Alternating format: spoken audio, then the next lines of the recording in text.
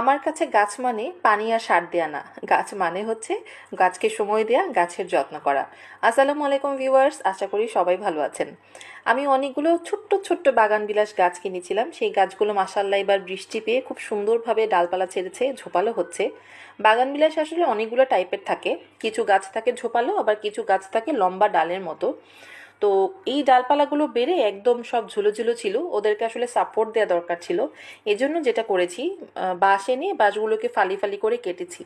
কেটে সেটাকে টবের চার কোনায় বসিয়ে দিয়ে তারপরে উপরের যে চারটা মাথা থাকে সেটা এভাবে বেঁধে দিয়েছি, তাহলে গাছটা খুব সুন্দরভাবে সাপোর্ট পায়। আর এই কাজগুলো না আমরা দুইজন মিলেই করি। প্রতিদিনই টুকটুক করে আমরা অল্প অল্প করে বাগানে কাজ করি, ভালোই লাগে। তো আমাদের কাজ করতে করতে অলমোস্ট রাত হয়ে গিয়েছে, দেখেন অনেকগুলো গাছে সাপোর্ট দিয়েছি, কিছু গাছ রিঅ্যারেঞ্জ করেছি। আসলে গাছকে ভালো রাখতে হলে রোদ, পানি এবং সেখান থেকে কিন্তু পর্যাপ্ত আলো বাতাস পাস হতে হবে, যাতে আপনার গাছ সুস্থ থাকে। তো এভাবে যদি আপনি প্রতিদিনই গাছের পরিচর্যা করেন, আপনার বাগান কিন্তু খুব সুন্দর হবে এবং অনেক প্রাণবন্ত হবে।